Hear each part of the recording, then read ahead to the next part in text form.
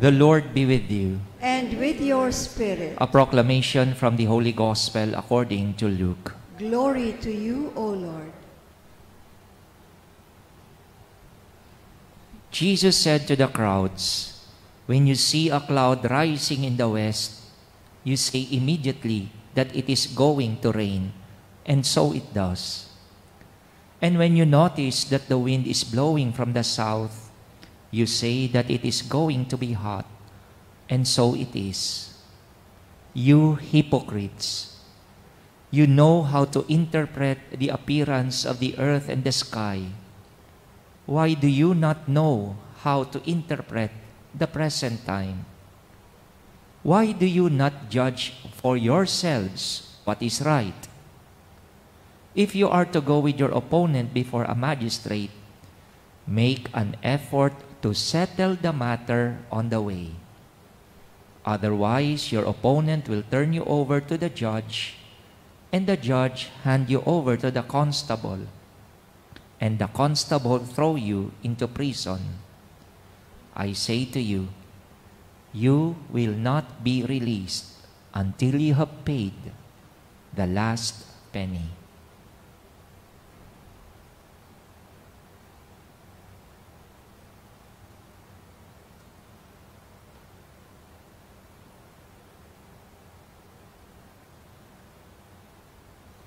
Sisters and brothers, the Gospel of the Lord. Praise to you, Lord Jesus Christ. Good morning, sisters and brothers. And to you, sisters and brothers, joining us virtually in this Holy Mass, a blessed morning as well. Today, the Holy Father declared this day as a day of prayer, penance, and sacrifices for peace, especially in the Middle East. War continues to rage on, and it tears the life mostly of the civilians involved. And we see that with war, it destroys the future, for which our patron saint says, the future is now. How we live the present determines our future. So, war destroys the future of every country, and that is the life of children, the women, the elderly, who are mostly vulnerable in this. And so war does not resolve anything. Prayer does, as Pope Francis would remind us. The readings for today pertains to a kind of war that is happening within us as well. Every day we face that spiritual battle. The battle between good and evil within us. And if we had listened intently to how St. Paul presented it to us, he started by acknowledging, no? Yung pagtanggap ni San Pablo Apostol na yun yung nagaganap sa kanya. And I think we should take it from him seriously. That everything that happens within us starts from not acknowledging that is something wrong within us. Masyado tayong mayabang. Apakayabang natin, sa totoo lang. Especially us, whom we think of ourselves na malapit sa Diyos. The servants of the Lord.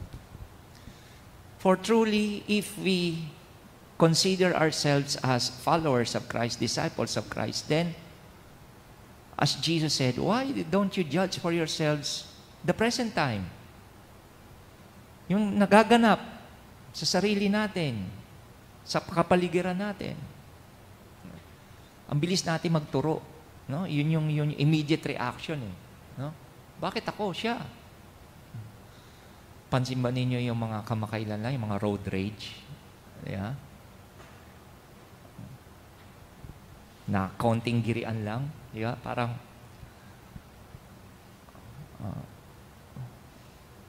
ano bang mapapatunayan mo kung mas mataas ang boses mo?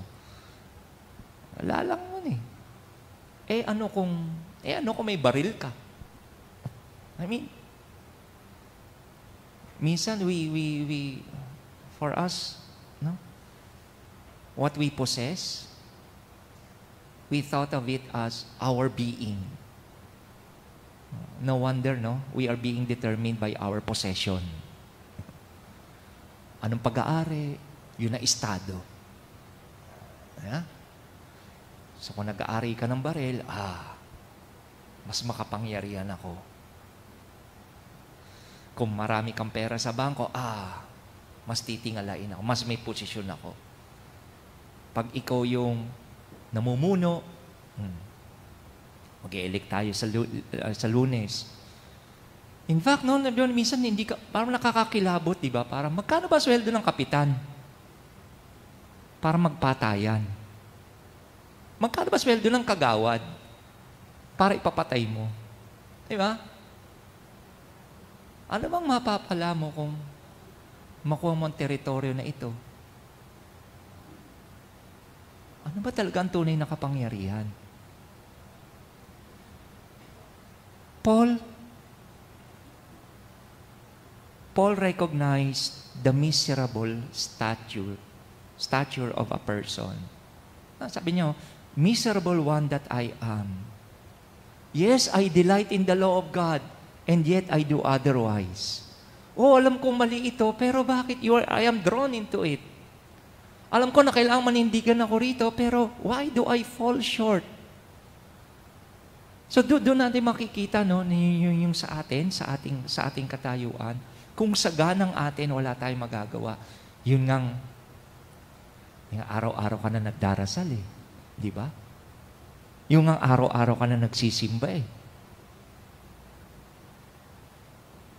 Lalong matingkad ang tukso.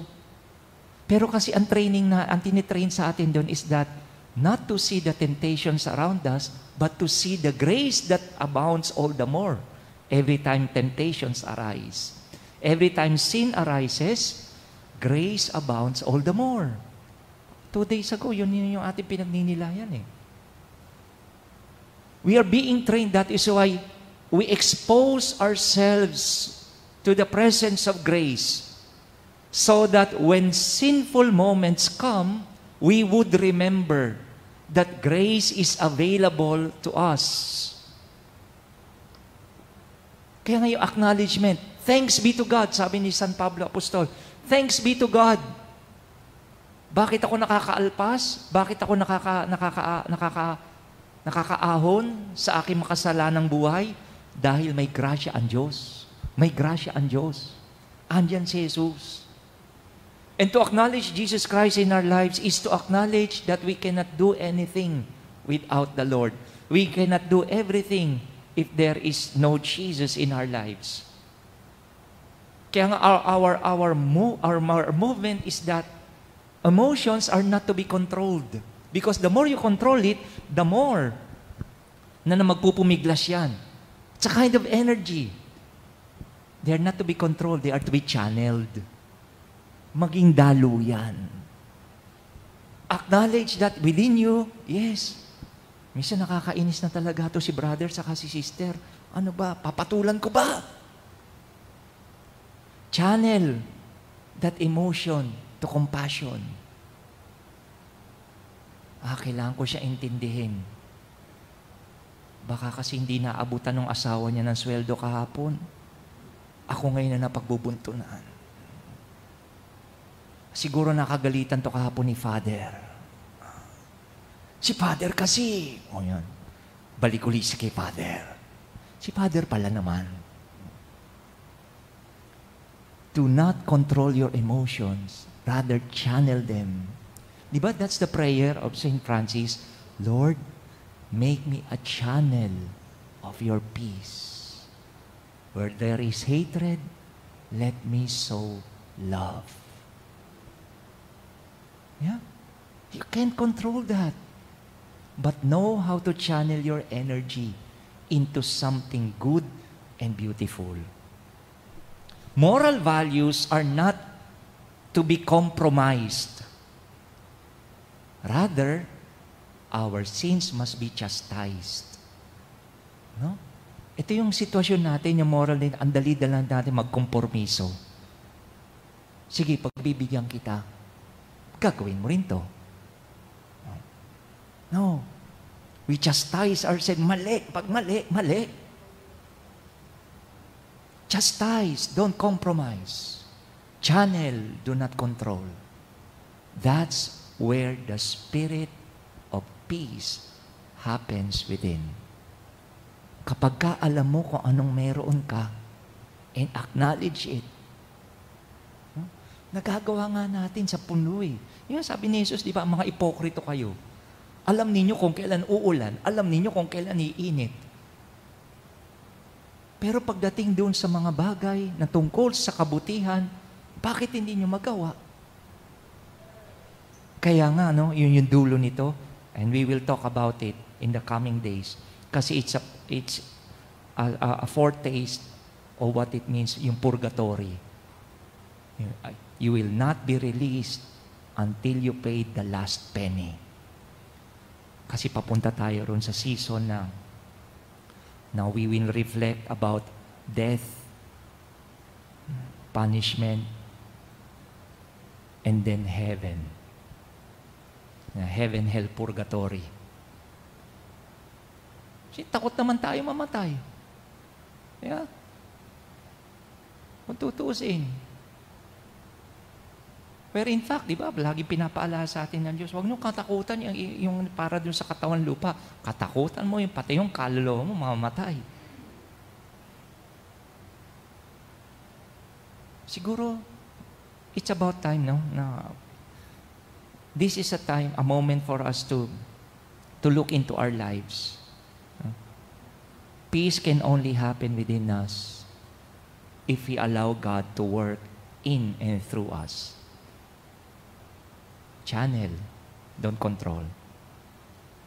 Chastise, don't compromise. When it comes to matters about morals and about God, it is always about God, not us. And on our own, we cannot do anything. Kailangan natin ang Diyos. We surrender. We allow the Spirit of God's love and peace to live and work in us. Amen.